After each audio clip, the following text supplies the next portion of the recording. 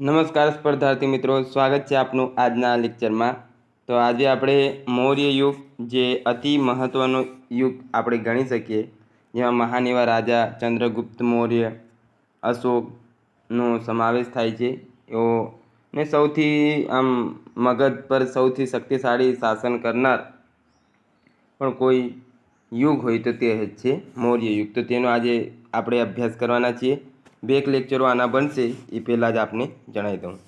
જીસીઆરટીના જે આપણા પ્રકરણો છે, ધોરણ 6 પાઠ 6 મૌર્ય યુગ, જેમાં ચંદ્રગુપ્ત અને સમ્રાટ અશોક એવું કંઈ પ્રકરણ છે તેનો આમાં સમાવેશ થઈ જાય છે। ધોરણ 10 પાઠ 3 ભારતનો સાંસ્કૃતિક વારસો, શિલ્પ અને સ્થાપત્ય, એના અમુક મુદ્દા આ ચેપ્ટરમાં લીધેલ છે।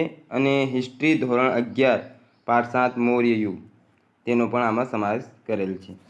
તો થોડીક આ તમને પહેલો પેજ એવું દેખાય છે, બીજો પેજથી આપણે કમ્પ્લીટ દેખાશે, એટલે ટેન્શન લેવાની જરૂર નથી। તો શરૂ કરીએ આજની આ લેક્ચરની શરૂઆત કરીએ તો મૌર્ય યુગની સ્થાપના સાથે ભારતમાં સૌ પ્રથમ સુચારુ શાસન વ્યવસ્થા અને સામ્રાજ્ય સ્થાપના ઈસવીસન પૂર્વે 321ની કલ્પના સાકાર થઈ। આ સાથે ભારતના પ્રથમ ઐતિહાસિક શાસક ચંદ્રગુપ્ત મૌર્ય બન્યા। હવે અહીંયા તો આપણે જોઈએ છીએ કે ચંદ્રગુપ્ત મૌર્ય, પણ એના પહેલાં આપણે થોડુંક આગળના શાસન વિશે જોઈ લે। હસીન મશૂકા એવી કંઈક આપણે ટ્રીક બનાવી હતી, જે વંશને સિક્વન્સમાં યાદ રાખવા। હરેક વંશ, શિશુનાગ વંશ, નંદ વંશ, અહીંયા સુધી આપણે પૂરું કરી દીધું ને હવે મૌર્ય યુગની આપણે શરૂઆત કરવા જઈ રહ્યા છીએ। ત્યારબાદ શુંગ વંશ, કર્ણ વંશ ને સાતવાહન વંશ એ પાછળ જોઈશું। તો મૌર્ય સામ્રાજ્યની સીમા દક્ષિણ કર્ણાટકથી લઈ મધ્ય એશિયા સુધી વિકસી હતી। બીજી વાત કે મૌર્ય એનો અર્થ શું થાય, તો કહેવામાં આવે છે કે આ મૌર્યનો શબ્દ છે તે આ ચંદ્રગુપ્ત મૌર્યનો જે પરિવાર હતો, કારણ કે એવા ગરીબ એવા પરિવારમાંથી આવતા હતા, તો એમના પિતા તે મોરની પાળવાનો વ્યવસાય કરતા હતા। તેના પરથી એમનું જે આ છે મૌર્ય એવું કહેવામાં આવે છે। તો આ થોડીક એક માહિતી હતી જે આપની સમક્ષ મૂકી। મૌર્ય યુગના ઇતિહાસ જાણવાનો સ્ત્રોતો, તો પુરાતાત્વિક સ્ત્રોત જોઈએ કે ક્યાં ક્યાંથી આપણને આમના વિશે માહિતી મળે છે। તો આ કાળના પુરાતત્વ સ્ત્રોતમાંથી સૌથી વધુ મહત્ત્વ અશોકના અભિલેખની માનવામાં આવે છે। અશોકે ઘણા બધા અભિલેખો કોતરાવ્યા। પ્રજાના સુધી સંદેશો પહોંચાડવા માટે તેમણે આ અભિલેખોનો ઉપયોગ કરતા હતા। તો તેમનામાંથી માહિતી મળે છે આપણા મૌર્ય યુગ વિશે। ત્યારબાદ અશોકના 44 અભિલેખો ભારત, પાકિસ્તાન અને અફઘાનિસ્તાનના વિવિધ પ્રદેશમાંથી મળી આવે છે। તો કયા કયા દેશો? 3, ભારત, અફઘાનિસ્તાન અને પાકિસ્તાનમાંથી આપણને આ વિશે માહિતી મળે છે। શક મહાક્ષત્રપ શાસક રુદ્રદામાના જૂનાગઢના શિલાલેખમાંથી પણ માહિતી પ્રાપ્ત થાય છે કે જૂનાગઢમાં જે આપણે સુદર્શન તળાવ પુષ્પગુપ્ત વૈશ્યએ બનાવડાવ્યો હતો, તો તેમણે કંઈ એવું લખ્યું નહોતું, ખાલી બનાવ્યા અને જતા રહ્યા। ત્યારબાદ ક્ષત્રપકાળના રુદ્રદામા આવ્યા, તેમણે જોયું, શોધખોળ કરી અને પછી ખ્યાલ આવ્યો કે આ ખરેખર કોણે બંધાવ્યો। ત્યારે તેમણે એના ઇતિહાસ વિશે ત્યાં વર્ણન કરેલ છે, જૂનાગઢનો જે લેખ છે, કે એમણે જે કામ કરાવ્યું તે ને આ તળાવ કોણે બંધાવ્યો, એટલે પુષ્પગુપ્ત વૈશ્ય જે ચંદ્રગુપ્ત મૌર્યના સમયમાં થઈ ગયા। તો એમની સારી એવી માહિતી ત્યાંથી પણ મળે છે। ત્યારબાદ અન્ય બાબતોમાં જોઈએ તો ચાંદી અને તાંબાના પંચમાળ સિક્કા તથા મૃદભાંડ એટલે પકવેલી માટીના વાસણો ઉપરથી પણ આપણને આ જે કાળ છે એના વિશે માહિતી મળે છે। ત્યારબાદ આગળ જોઈએ, હા, ને એક ઇન્ફોર્મેશન રહી ગઈ કે આ જે ભારત, પાકિસ્તાન અને અફઘાનિસ્તાન કહેલ છે, તો આપણે સિંધુ ઘાટી સભ્યતા પણ યાદ રાખવી કે તે પણ કયા 3 દેશોમાંથી મળી આવી છે, તો ભારત, પાકિસ્તાન ને અફઘાનિસ્તાન આ 3 દેશોમાંથી મળી આવેલ છે તેના અવશેષો, કોઈ છોટા દેશનો એમાં સમાવેશ થતો નથી, તો એ પણ થોડુંક યાદ રાખી લેવું। ત્યારબાદ સાહિત્ય સ્ત્રોતમાં જોઈએ તો બ્રાહ્મણ, બૌદ્ધ તથા જૈન સાહિત્યમાંથી મૌર્યકાળના ઇતિહાસની માહિતી મળે છે। બ્રાહ્મણ, બૌદ્ધ અને જૈન સાહિત્યમાં કારણ કે ત્રીજી બૌદ્ધ સંગીતિ અશોકના સમયમાં ભરાઈ હતી, તો તેમાંથી પણ માહિતી મળે છે. અન્ય બાબતોમાં કે આપણે ચંદ્રગુપ્ત મૌર્ય જે જૈન ધર્મ પાળતા હતા, તો તે પણ એક માહિતી સ્વરૂપે આપણને જૈન ધર્મમાંથી મળી રહે છે. જૈન ધર્મનું જે સાહિત્ય તેમાંથી મળી રહે છે. બ્રાહ્મણ સાહિત્યમાં પુરાણ, કૌટિલ્ય દ્વારા રચાયેલ અર્થશાસ્ત્ર, વિશાખદત્તનું મુદ્રા રાક્ષસ, સોમદેવની કૃતિ કથાસરી સાગર, આ યાદ રાખી લેવું કે કૌટિલ્યનું અર્થશાસ્ત્ર, તો અર્થશાસ્ત્રના લેખક કોણ છે? કૌટિલ્ય. મુદ્રા રાક્ષસના વિશાખદત્ત, કથાસરી સાગરના સોમદેવ તથા બૃહદ કથા મંજરીના ક્ષેમેન્દ્ર અને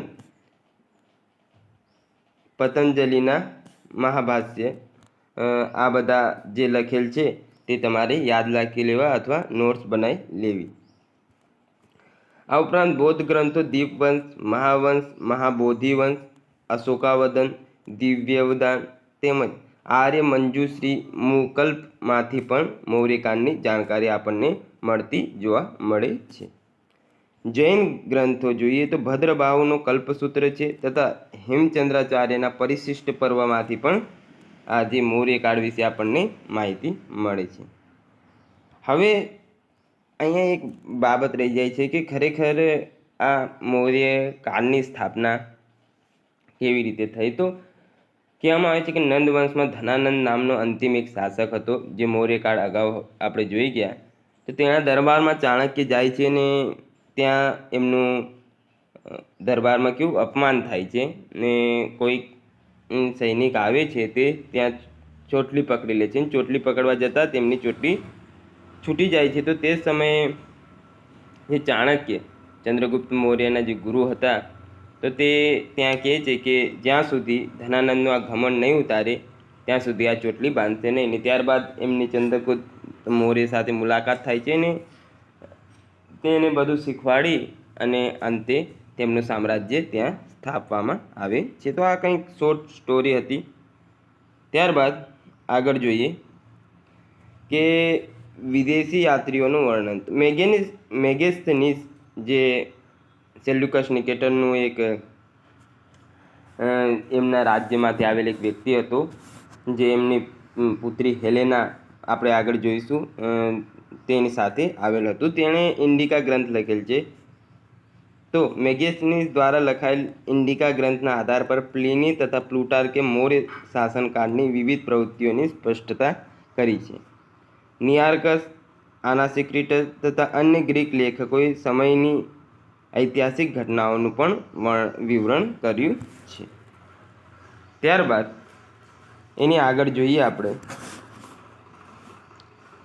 તો એમાં છે મૌર્યકાલીન પ્રમુખ શાસકો.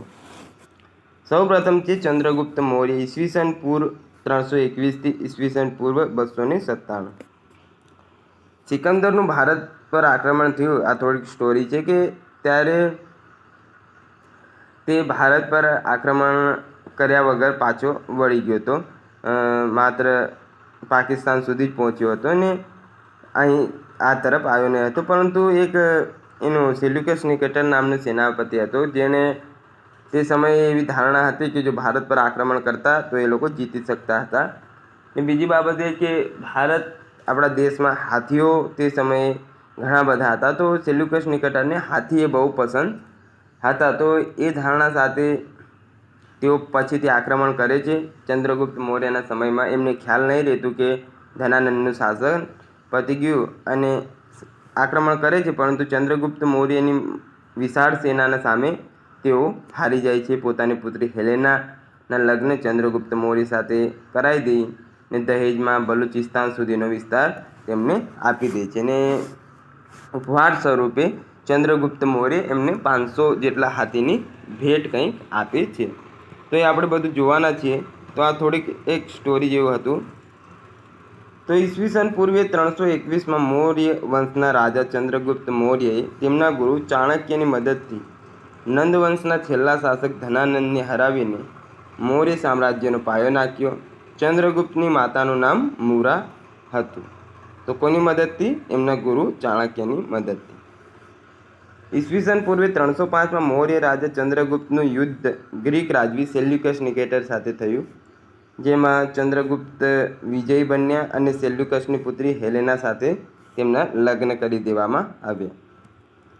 આ યુદ્ધના પરિણામે ચંદ્રગુપ્તનું શાસન મધ્ય એશિયા સુધી વિસ્તર્યું. યુદ્ધ સંધિ મુજબ ચંદ્રગુપ્તે સેલ્યુકસ પાસેથી કાબુલ, કંદહાર, હેરાત અને બલુચિસ્તાન, જે હાલ પાકિસ્તાનમાં છે, તે પ્રદેશો મેળવ્યા હતા. એટલે આમ કહેવાય ને કે એક વિશાળ સામ્રાજ્યની, મહાન સામ્રાજ્યની રચના આ સમયમાં આપણને થઈ ગયેલી જોવા મળે છે. ત્યારબાદ આપણે આગળ જોઈએ તો સેલ્યુકસના રાજદૂત મેગેસ્તીની આ થોડુંક રહી ગઈ એક લીટી. ચંદ્રગુપ્ત મૌર્યએ સેલ્યુકસ નિકેટરને 500 હાથી ભેટ સ્વરૂપે આપ્યા હતા, કારણ કે સેલ્યુકસ નિકેટરનું મેન ઉદ્દેશ્ય જે હતું કે ભારતના હાથીઓ લઈ જવા. સેલ્યુકસના રાજદૂત મેગેસ્તીનીસ ચંદ્રગુપ્ત મૌર્યના દરબારમાં આવ્યા હતા. હવે જો આ હેલેના હતી તે ગ્રીકની હતી. ગ્રીકની હતી એટલે એમને કેવું કે આ બધામ ભણવામાં, ભાષામાં અને આમ ખ્યાલ ના આવે, એટલા માટે જ કહેવાય છે કે સેલ્યુકસ નિકેટરે તેમનો એક ટ્રાન્સલેટર સ્વરૂપે અને તેમની દેખભાળ રાખવા માટે મેગેસ્તીનીસને અહીંયા મૂકી ગયા હતા. એક વિદ્વાન વ્યક્તિ હતો, એટલે તેમણે પોતાની પુસ્તક પછી ઇન્ડિકા પણ લખી હતી. ચંદ્રગુપ્ત મૌર્યનું તમિલનાડુ અને ઉત્તર પૂર્વના કેટલાક ભાગો સિવાય સમગ્ર ભારતમાં ઉપખંડો પર શાસન હતું. ચંદ્રગુપ્ત મૌર્યના દક્ષિણ ભારતના વિજય વિશેની માહિતી અહનાનુર અને પુરનાનુરમાંથી પ્રાપ્ત થાય છે. તો યાદ રાખવું કે દક્ષિણ ભારત પર વિજયની માહિતી કયા બે પુસ્તકોમાંથી પ્રાપ્ત થાય છે? તો અહનાનુર અને પુરનાનુર નામના બે પુસ્તકો છે. તેમાંથી દક્ષિણ ભારત પર જે ચંદ્રગુપ્ત મૌર્ય વિજય મેળવ્યો તે અંગે માહિતી પ્રાપ્ત થાય છે. ચંદ્રગુપ્ત મૌર્યનું સૌરાષ્ટ્ર પ્રદેશ પર આધિપત્ય હતું. સૌરાષ્ટ્ર પ્રદેશની રાજધાની ગિરિનગર હતી. સૌરાષ્ટ્ર પ્રદેશના અમાત્ય પુષ્પગુપ્ત વૈશ્ય હતા. હવે આ કેવી રીતે ખ્યાલ આવે કે ચંદ્રગુપ્ત મૌર્યનું સૌરાષ્ટ્ર સુધી શાસન હતું? તો કહેવામાં આવે છે કે તે સમયે પુષ્પગુપ્ત વૈશ્યએ સુદર્શન તળાવ બનાવ્યું હતું ને અહીંના અમાત્ય પણ તેઓ હતા, જે આપણને જૂનાગઢમાં જે લેખ લખેલ છે સુદર્શન તળાવમાં, તેના પરથી માહિતી મળે છે. ચંદ્રગુપ્તના સમયમાં પુષ્પગુપ્ત વૈશ્યએ ગિરિનગરમાં સુદર્શન તળાવનું નિર્માણ કરાવ્યું હતું. ચંદ્રગુપ્તે તેમના પુત્ર બિંદુસારને સામ્રાજ્ય સોંપી જૈન મુનિ ભદ્રબાહુ સાથે દક્ષિણ ભારતમાં ચંદ્રગિરી ટેકરીના શ્રવણબેલગોડા એટલે કર્ણાટક ખાતે કાયાક્લેશ પદ્ધતિથી સંલેખના દેહત્યાગ કર્યો હતો. તો આપણે આગળ જોઈ ગયા હતા જૈન ધર્મ અને બૌદ્ધ ધર્મમાં કે શ્વેતાંબર અને દિગંબર નામના બે વિભાગમાં જૈન ધર્મ વહેંચાઈ ગયો હતો, જેમાં શ્વેતાંબરના સ્થૂલભદ્ર અને દિગંબરના મુખ્ય કોઈ હોય તો તે હતા ભદ્રબાહુ. તો આ ભદ્રબાહુની સાથે જ્યારે કહેવાય છે ચંદ્રગુપ્ત મૌર્ય જાય છે શ્રવણબેલગોડા અને ત્યાં સંલેખના વિધિ દ્વારા પોતાનો દેહ ત્યાગ કરે છે. ત્યારબાદ આગળ જોઈએ કૌટિલ્ય અથવા ચાણક્યનો અર્થશાસ્ત્ર. મૌર્યકાળના ઇતિહાસ જાણવા માટે સૌથી મહત્વપૂર્ણ સ્ત્રોત કૌટિલ્યનો અર્થશાસ્ત્ર છે. કૌટિલ્યએ અર્થશાસ્ત્રની રચના સંસ્કૃતમાં કરેલી છે. પુરાણોમાં ચાણક્યને દ્વિજસભ શ્રેષ્ઠ બ્રાહ્મણ તરીકે ઉલ્લેખ કર્યો છે. તો આ હતી અત્યાર સુધી ચંદ્રગુપ્ત મૌર્યની વાત. હવે આના પછી થોડીક માહિતી લઈ આપણે બિંદુસાર તરફ આગળ વધવાના છીએ. તો કૌટિલ્યમાં જોઈએ કે એમણે જે અર્થશાસ્ત્ર લખ્યું એમાં આ ગ્રંથમાં મૌર્યકાળની શાસન વ્યવસ્થાની વિસ્તારપૂર્વક માહિતી આપવામાં આવી છે. હાથી પકડવાની રીતનો ઉલ્લેખ આમાં જોવા મળે છે, કારણ કે આપણે જોયું તે પ્રમાણે મૌર્ય કાળમાં હાથીઓ ઘણી માત્રામાં ભારતમાં હતા. વનવાસીઓ અને મહાવતો સાથે મળીને જંગલી હાથીઓ ઓળખીને એને પકડવાનું કામ કરતા હતા. ત્યારબાદ એમણે આ ગ્રંથમાં લખ્યું છે કે આ ગ્રંથમાં રાજ્યને અર્થતંત્ર, સ્વરૂપ, રાજા અને પ્રજાના કર્તવ્યો, રાજકીય બાબતો, વિદેશી સંબંધ, કર વ્યવસ્થા, યુદ્ધ અને ધર્મની મહત્વની માહિતી આપવામાં આવી છે. તેમણે રાજ્ય વહીવટ માટે સપ્તાંગ સિદ્ધાંતની રચના કરી, જેમાં 7 અંગો હતા. તો તે સપ્તાંગ સિદ્ધાંતમાં 7 અંગો કયા કયા હતા તે જોઈ લઈએ. કે સ્વામી રાજા, તો એમણે એક શરીરની કલ્પના કરી છે કે શરીરના જેવી રીતે આપણે જોઈએ કે ભાગ હોય છે એવી રીતે તેમણે અહીંયા રચના કરી છે. તો જોઈએ કે સ્વામી રાજા એટલે મસ્તક, જેવી રીતે શરીરમાં મુખ્ય અંગ આપણું મસ્તક હોય તેવી રીતે સ્વામી રાજા એ મસ્તક સમાન હોય. જનપદ અથવા રાજ્ય ક્ષેત્ર એ જાંગ એટલે કમરથી નીચેના ભાગ જે જાંગ હોય છે તે સમાન હોય છે. કોષ અથવા ધન એ મુખ સમાન હોય છે. મિત્ર એ કાન સમાન હોય છે કે મિત્રને કોઈ એ વાત વિચારીને કહેવી. અમાત્ય એ આંખ સમાન હોય છે. ત્યારબાદ દુર્ગ કિલ્લો એ હાથ સમાન હોય છે. અને સેન દંડ એ મગજ સમાન હોય છે એવી એમણે વાત કરી છે. હવે આગળ જોઈએ કે મેગેસ્થનીઝનો ઇન્ડિકા ગ્રંથ. ઇન્ડિકા નામના ગ્રંથની રચના ગ્રીક શાસક સેલ્યુકસ નિકેટરના રાજદૂત એલ્ચી અથવા મેગેસ્થનીઝ દ્વારા કરવામાં આવી છે. તો આ પૂછાઈ શકે છે, યાદ રાખવું. ક્યાંના હતા? ગ્રીકના. મેગેસ્થનીઝ એ ચંદ્રગુપ્ત મૌર્યના દરબારમાં આવનાર પ્રથમ ગ્રીક મુસાફર હતા. તો આ પણ મહત્વની માહિતી છે. તેમણે ઇન્ડિકામાં ચંદ્રગુપ્તની રાજધાની પાલીપ્રોધા એટલે પાટલીપુત્રનું તેમજ તેના વહીવટ તંત્રનું વિસ્તૃત અને ભવ્ય વર્ણન કરેલ છે. ચંદ્રગુપ્ત મૌર્યના શાસનકાળમાં આવ્યા, તેમણે આ કેવી રીતે શાસન કરતા, રાજા અને શું શું હતું તે બધું વિગતવાર તેમણે વર્ણન કરેલ છે આ ઇન્ડિકા પુસ્તકમાં. આ ઉપરાંત ભારતીય વર્ણ વ્યવસ્થા, સેનાની જુદી જુદી શાખાઓના કાર્ય, સેનાધ્યક્ષ જેવી માહિતીનો ઉલ્લેખ તેમણે કર્યો છે.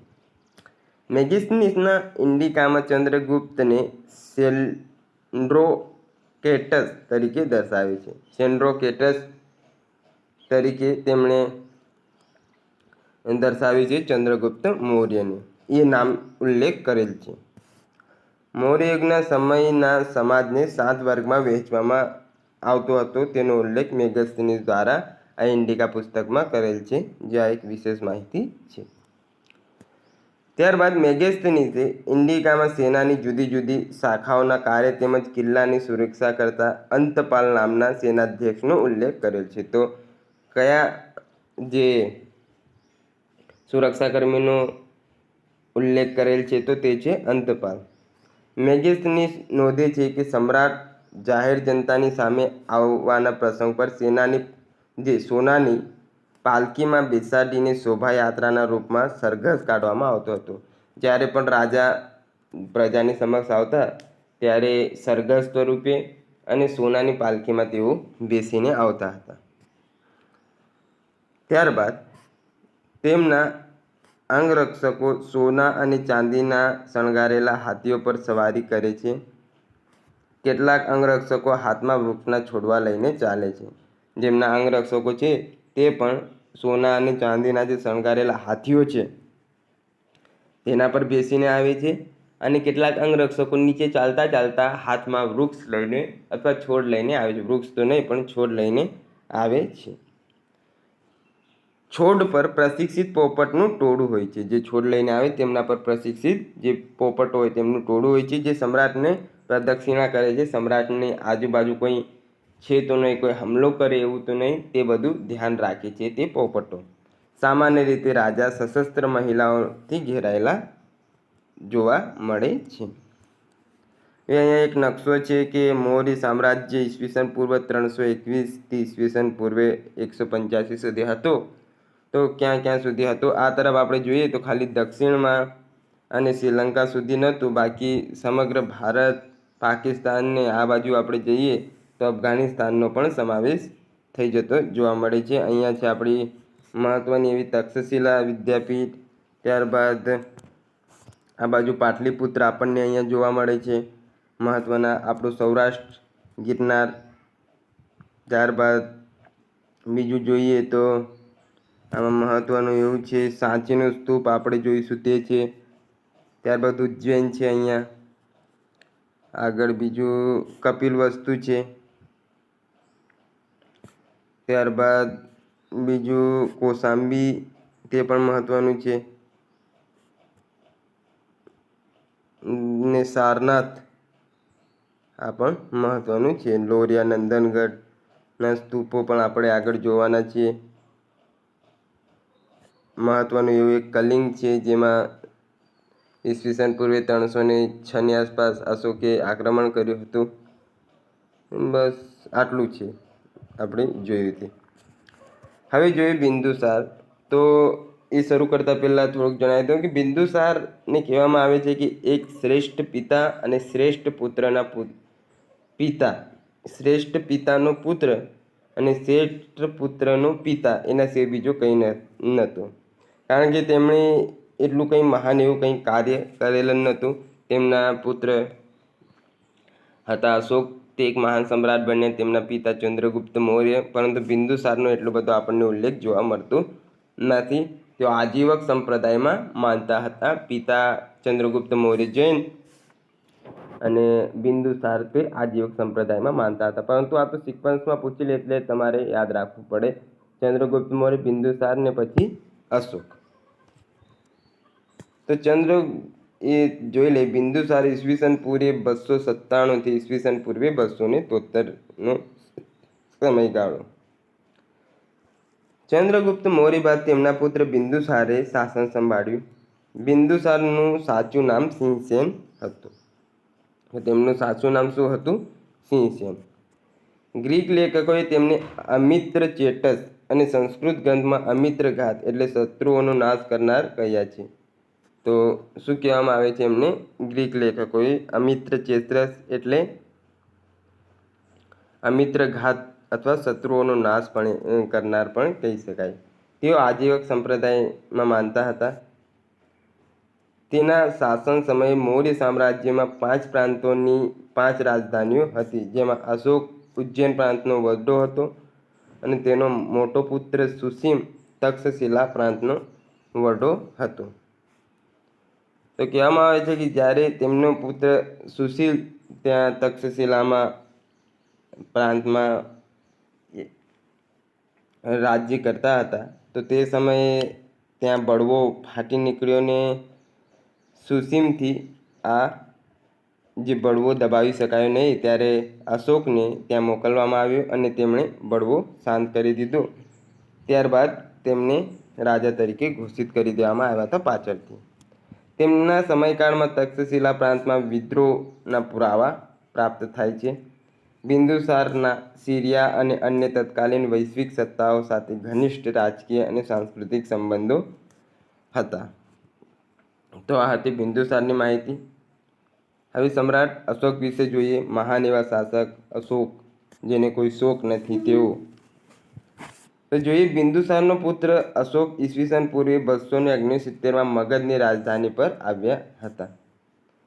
બૌદ્ધ ગ્રંથ દીપવંશ અને મહાવંશ અનુસાર અશોકે પોતાના 99 ભાઈઓની હત્યા કરીને ગાદી પ્રાપ્ત કરી હતી. તો દીપવંશ અને મહાવંશ જે બૌદ્ધ ધર્મના ગ્રંથો છે તેના આધારે માહિતી મળે છે કે અશોક ગાદી પર તો આવ્યા, પરંતુ તેમણે આ ગાદી મેળવવા માટે તેમના 99 ભાઈઓ હતા તેમની હત્યા કરી અને ત્યારબાદ ગાદી મેળવી હતી.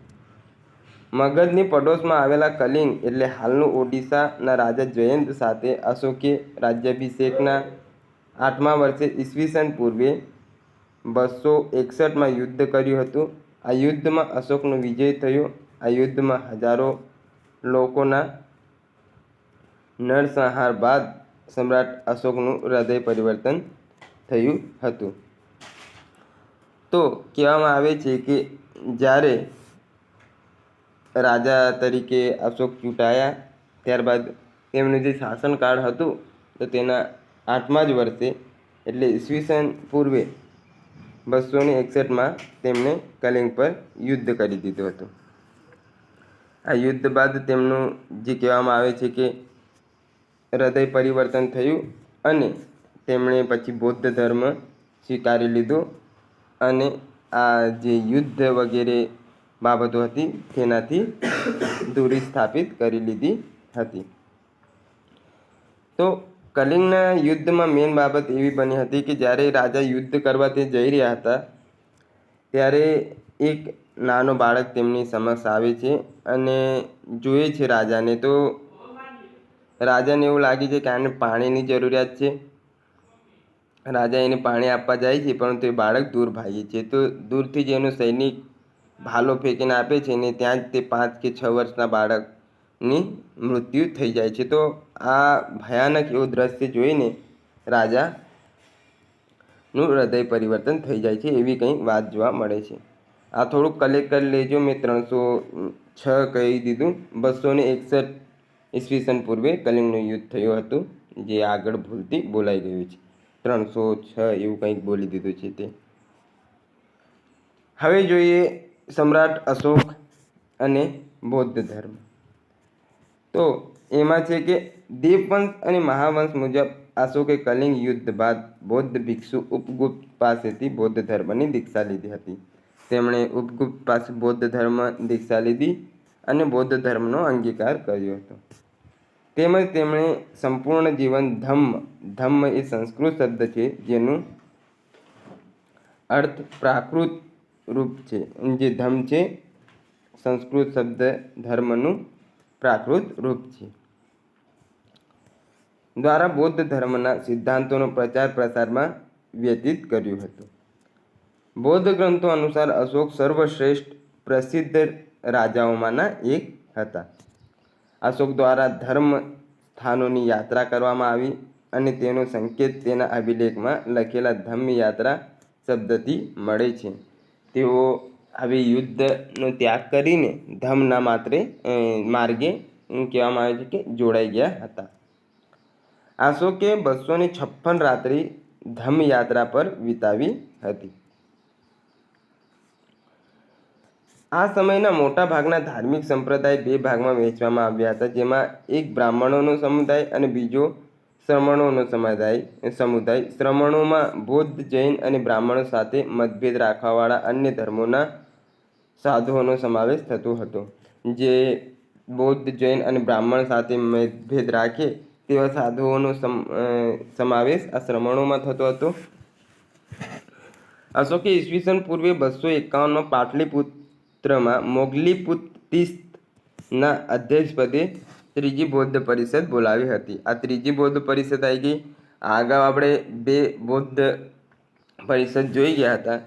તો ક્યાં ક્યાં ભરાય તે જોઈ લઈએ. ખાલી રાજાની વૈશાલી પાટલી પર કૂદે એવું યાદ આપણે રાખ્યું. રાજગૃહ વૈશાલી પાટલીપુત્ર અને કુંડલ ગામ જે જમ્મુ કાશ્મીરમાં આવેલ છે ત્યાં આ ક્રમ વાઇઝ જે કહેવાય કે બૌદ્ધ સભાઓ ભરાઈ હતી. ઈસવીસન પૂર્વે 483, 383, 251 ને પ્રથમ સદીના સમયગાળા દરમિયાન. જે અંતિમ હતી તે કનિષ્કના સમયમાં ભરાશે.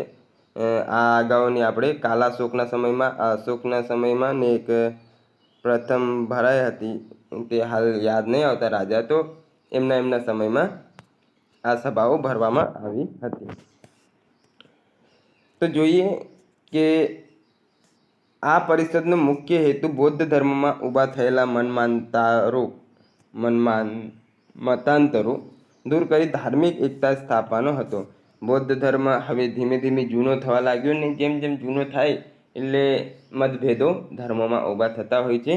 તો આ જે મતભેદો ઊભા થયા તેને સ્થગિત કરવા માટે કે આ જે મતભેદો છે તે કેમ ઊભા થાય છે એ બધું જાણવા માટે અને તેના નિવારણ માટે આ ત્રીજી બૌદ્ધ પરિષદ ભરવામાં આવી હતી. અશોકે ભારતમાં કાશ્મીર, ગાંધાર, ચોલ, પાંડ્ય અને કેરળ રાજ્યોમાં બૌદ્ધ ધર્મનો પ્રચાર કર્યો હતો. સમ્રાટ અશોક બ્રહ્મદેશ એટલે મ્યાનમાર, સિલોન એટલે શ્રીલંકા, સિરિયા, ઇજિપ્ત, મેસેડોનિયા વગેરે દેશોમાં ધર્મ પ્રચાર માટે ધર્મ પ્રચારક મંડળો મોકલ્યા હતા. તો તેમની પ્રશસ્તિ ક્યાં ક્યાં સુધી હતી? સિરિયા, ઇજિપ્ત, મેસેડોનિયા વગેરે દેશોમાં ધર્મ પ્રચાર માટે તેમણે ધર્મ પ્રચારકના મંડળો હતા એ તેમણે મોકલ્યા હતા. અશોકે પોતાના શાસનના 12 વર્ષ પછી રાજાજ્ઞા જાહેર કરવાનું શરૂ કરી દીધું હતું. અશોકનો ધમ્મ એ માનવ ધર્મ, આદર્શ, સામાજિક વ્યવહાર અને આચાર સંહિતા છે. અશોક તેની પ્રજાને આ માર્ગને અનુસરવા માટે અનુરોધ કરતા હતા. તેઓ યુદ્ધને ત્યાગ કરી અને ધર્મ તરફ વળવા બધાને સંદેશો આપતા હતા. અશોકે રાજ્યમાં ધમ્મ મહાભાગ નામનો એક ખાસ સેવક વર્ગ ઊભો કર્યો હતો. તો કયા નામે? ધમ્મ મહાભાગ નામે એક ખાસ સેવક વર્ગ પણ તેમણે ઊભો કર્યો હતો. અશોકે તેમના શાહી રસોડામાં પશુવધ પર પ્રતિબંધ મૂકી દીધો હતો. સમ્રાટ અશોકનું માનવું હતું કે વિવિધ અનુષ્ઠાન અને કર્મકાંડને બદલે બધા જીવો પ્રત્યે દયાભાવ રાખવો તથા અન્ય સાથે સારું વર્તન કરવું તે વધારે ફળદાયી છે. સમ્રાટ અશોક માનતા હતા કે કોઈની હત્યા કરી અને નિર્દોષ જીવને ખાવા કરતાં વ્યવસ્થિત રીતે રહેવું અને આવી હત્યા બંધ કરી સાદું જીવન જીવવું તે વધારે સારું છે. અશોક બૌદ્ધ ધર્મના હોવા છતાં સમાન ધર્મ સંભાવ અપનાવીને ધર્મનિરપેક્ષ અને માનવ ધર્મના પ્રચારક રહ્યા હતા. મહાન એવા શાસક હતા અને યુદ્ધમાં પણ નિપુણ હતા. તેમ છતાંય તેમણે કોઈને એવું નહીં કીધું કે તમે કમ્પલસરી બૌદ્ધ ધર્મ અપનાવી લો. તે ધર્મ નિરપેક્ષ હતા. તેમણે આજીવક સંપ્રદાયમાં જે બરાબરની પહાડીઓ પણ દાન આપી હતી. એટલે કોઈ ધર્મ પ્રત્યે એમનું આમ ઝુકાવ એવું નહોતું કે કટ્ટરવાદી હોય એમ. અશોકે દેશમાં રાજનીતિક એકતા સ્થાપવા માટે એક ધર્મ, એક ભાષા અને એક લિપિના સૂત્રમાં આખા દેશને જોડી દીધો હતો. રાજ્યના લોકો ધર્મ અનુસાર જીવનશૈલી ધારણ કરે, જીવન જીવે અને આચરણ કરે. અધિકારીઓ કોઈને પણ કારણ વગર હેરાન ન કરે તે માટે અને શાંતિપ્રિય નીતિ માટે ધર્મ મહાપાત્ર નામના અધિકારીની નિમણૂક કરી હતી. બધા વ્યવસ્થિત રીતે શાંતિપૂર્વક જીવે તે માટે તેમણે આ ધર્મ મહાપાત્ર નામના એક અધિકારીની પણ વધારામાં કહેવામાં આવે છે કે નિમણૂક કરવામાં આવેલ હતી. ત્યારબાદ બૃહદત્ત વિશે જોઈએ તો મૌર્ય સામ્રાજ્યનો અંતિમ શાસક બૃહદત્ત હતા. મૌર્ય વંશના સેનાપતિ પુષ્પમિત્ર શુંગ દ્વારા રાજા બૃહદત્તની હત્યા કરે છે અને ઈસવીસન પૂર્વે 185માં મૌર્ય સામ્રાજ્યનો અંત થયો. તો જે છેલ્લા શાસક હોય છે બૃહદત્ત, તેમના જે સેનાપતિ હોય છે પુષ્પમિત્ર તેમના દ્વારા હત્યા કરી દેવામાં આવે છે. અને ત્યારબાદ આપણે જોઈએ છીએ આગળ કે શુંગ વંશની સ્થાપના થાય છે. આગળની તરફ વધીએ તો મૌર્યકાલીન શાસન વ્યવસ્થા. તો કૌટિલ્યનો જે અર્થશાસ્ત્રમાંથી મૌર્યકાળના વહીવટતંત્ર અને શાસન વ્યવસ્થા વિશેની માહિતી અનુસાર મૌર્યકાળ દરમિયાન શ્રેષ્ઠ વહીવટતંત્ર સ્થાપિત હતું. ચંદ્રગુપ્ત મૌર્યથી અશોકના સમય સુધી શાસનતંત્રમાં એક સમાનતા જોવા મળે છે. જે ચંદ્રગુપ્ત મૌર્યથી અશોક સમયનું શાસન હતું તે સુવ્યવસ્થિત હતું. રાજાનું વર્ચસ્વ પણ વધારે હતું. પાછળથી રાજાઓનું વર્ચસ્વ રહ્યું પરંતુ નબળા શાસકો આવવાના કારણે આ વંશ પછી અંત પામે છે. કેન્દ્રીય શાસન વ્યવસ્થામાં સૌથી સર્વોચ્ચ પદ સમ્રાટનું હતું. તે સામ્રાજ્યનો વહીવટ, લશ્કરી અને ન્યાયતંત્રના વડા હતા. લશ્કરી કહેવામાં આવે, ન્યાયતંત્ર કે વહીવટ એ બધાના વડા સમ્રાટ હતા. કાયદો, યુદ્ધ, કર વ્યવસ્થા, ન્યાય તથા વિદેશી બાબતો વગેરેમાં અંતિમ નિર્ણય રાજા દ્વારા કરવામાં આવતો હતો.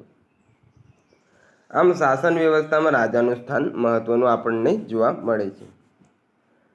મગધની કેન્દ્રીય રાજધાની પાટલીપુત્ર સિવાયના રાજ્યને 4 વિભાગમાં વહેંચવામાં આવ્યું હતું. આ વિભાગના વહીવટ વડા તરીકે રાજકુમારોને નીમવામાં આવતા, જેઓ કુમાર તરીકે ઓળખાતા હતા. કેન્દ્રનું વહીવટતંત્ર રાજા સંભાળતા હતા. અત્યારે જેવી રીતે દિલ્હી આપણું કેન્દ્ર છે ત્યાં વડાપ્રધાન સંભાળે છે, એવી રીતે તે સમયે પણ જે કેન્દ્ર હતું ત્યાંનું વહીવટતંત્ર રાજા દ્વારા સંભાળવામાં આવતું હતું. ત્યારબાદ વિશેષમાં આગળ જોઈએ તો પાટલીપુત્ર એક વિશાળ સુંદર શહેર છે. તે એક મોટી વિશાળ દિવાલથી ઘેરાયેલું હતું. દિવાલથી એટલે આપણે કહી શકીએ કે એક વિશિષ્ટ કિલ્લાથી ઘેરાયેલું હોઈ શકે છે. આ દિવાલની બહાર એક વિશાળ ઊંડો ખાડો હતો જેને નદીના પાણી દ્વારા ભરવામાં આવતો હતો. આપણે વિચારી શકીએ કે કદાચ એ ખાડાનો ઉપયોગ અંદર પાણી અથવા પાણીની સુવિધા માટે કરવામાં આવેલ હશે. પાટલીપુત્ર સોણ નદીના સંગમ પર આવેલું છે, જેનો વિસ્તાર સમાંતર ચતુષ્કોણ રૂપમાં છે, જેની લંબાઈ 14 કિલોમીટરથી વધુ અને 21/2 કિલોમીટર પહોળી હતી. એટલે આપણે જોઈએ કે 10.5 કિલોમીટર જેટલી હોઈ શકે છે પહોળી, જેમાં 570 ટાવર અને 64 દરવાજા છે. 2 થી 3 માળના મકાનો લાકડા અને માટીની ઈંટોથી બનેલા છે. રાજાનો મહેલ પણ લાકડાનો બનેલો છે, જે પથ્થરથી ઢંકાયેલો છે. તે કોતરણીથી સુશોભિત છે અને બગીચાઓ પક્ષીઓથી ઘેરાયેલા છે. તો કહેવામાં આવે છે કે તે સમયે આપણે અત્યારે જેવી રીતે ઈંટો અને સિમેન્ટના પાકા મકાનો બનાવીએ છીએ, તેવી રીતે ઈંટો અને સિમેન્ટનો તે સમયે ઉપયોગ એટલું બધું થતું નહોતું. રાજાનો મહેલ હતો ખરો, પરંતુ મેગેસ્તીની જે પોતાનું પુસ્તક ઇન્ડિકા છે તેમાં પણ તેમણે સ્પષ્ટ લખ્યું છે કે રાજાના મુખ્ય મહેલો હતા તે લાકડાના બનાવવામાં આવતા હતા, જેમાં ઠંડક વ્યવસ્થિત રીતે રહેતી હતી. હવે રાજાનો મહેલ હોય એટલે થોડો ઘણો એમાં પથ્થરોનો પણ ઉપયોગ કરવામાં આવતો હતો. તો તે પણ આપણે સાંસ્કૃતિક વારસામાં જોઈશું કે પથ્થર અને લાકડા એ બંનેનો ઉપયોગ કરીને રાજાનો મહેલ જે સુવ્યવસ્થિત રીતે બનાવેલ હતો. તો ત્યારબાદ આપણે આગળ જોઈએ તો એમાં છે અધ્યક્ષો. ખાલી જોઈ લઈએ કે મુખ્ય ખાતાઓ અને તેમના ઉપરી. તો આ અધ્યક્ષો યાદ રાખવાના. ખેતી વિભાગના જે ઉપરી વડા હોય તેને શીતાધ્યક્ષ કહેવાય. લશ્કર વિભાગના તેમને સેનાની કહેવાય. ખેતી વિભાગ યાદ કરી લઈએ આપણે. ખેતી વિભાગ શીતાધ્યક્ષ, લશ્કર ખાતું સેનાની. ન્યાય ખાતું પ્રાદેશત્રી અથવા મુખ્ય ન્યાયાધીશ. ખેતી વિભાગ શીતાધ્યક્ષ, લશ્કર ખાતું સેનાની, ન્યાય ખાતું પ્રાદેશત્રી, વ્યાપાર ખાતું પરણ્યાધ્યક્ષ. ખેતી ખાતું શીતાધ્યક્ષ, લશ્કર સેનાની, ન્યાય ખાતું પ્રાદેશત્રી, વ્યાપાર ખાતું પરણ્યાધ્યક્ષ. દફતર ભંડાર મહાઅક્ષપટલ. ખેતી વિભાગ શીતાધ્યક્ષ, લશ્કર સેનાની, ન્યાય પ્રાદેશત્રી, વ્યાપાર ખાતું પરણ્યાધ્યક્ષ. દફતર ખાતું મહાઅક્ષપટલ. મુદ્રા પાસપોર્ટ ખાતું મુદ્રાધ્યક્ષ. તો આશા છે યાદ રહી ગયું હશે. ખેતી સીતા, લશ્કર સેનાની, ન્યાય પ્રાદેશત્રી, વ્યાપાર પરણ્યાધ્યક્ષ, દફતર મહાઅક્ષપટલ, મુદ્રામાં મુદ્રાધ્યક્ષ. આ તો યાદ રહી જાય, મુદ્રાધ્યક્ષ તો આળું. લશ્કરમાં સેનાની યાદ રહી જાય.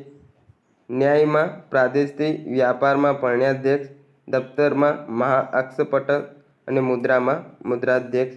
ફરીથી એકવાર છેલ્લે જોઈ લઈએ તો ખેતી વિભાગ શીતાધ્યક્ષ, લશ્કર ખાતું સેનાની, ન્યાય ખાતું પ્રાદેશત્રી અથવા મુખ્ય ન્યાયાધીશ, વ્યાપાર ખાતું પરણ્યાધ્યક્ષ, દફતર અથવા ભંડાર તો મહાઅક્ષપટલ અને મુદ્રા પાસપોર્ટ ખાતું મુદ્રાધ્યક્ષ.